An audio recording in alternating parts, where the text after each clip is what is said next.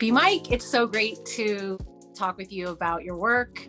Tell us a little bit about yourself. Since I was as young as I can remember, I always enjoyed drawing, coloring, painting, etc.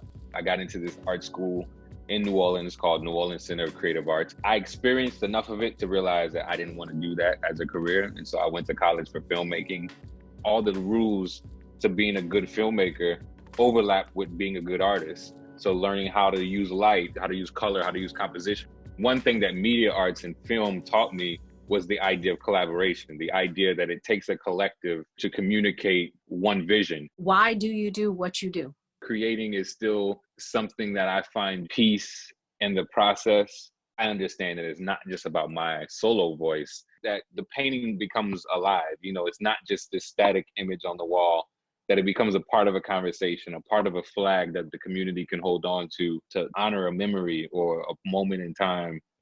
How do you identify, or what got you into activism? I grew up with these examples of service. I connected that to activism early on.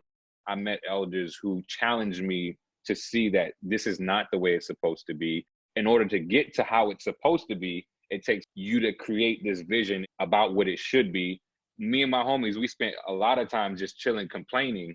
And I was like, you know what? If we can complain about this, we can work towards changing it as well.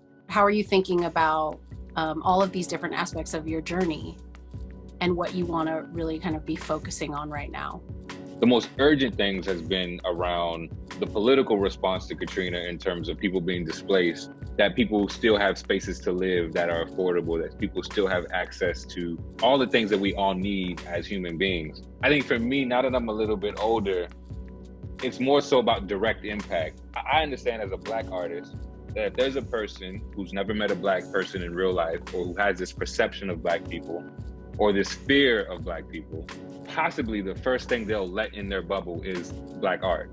I think every mural that I've done has, in a way, pierced someone's bubble. And I think that's what art does at its best.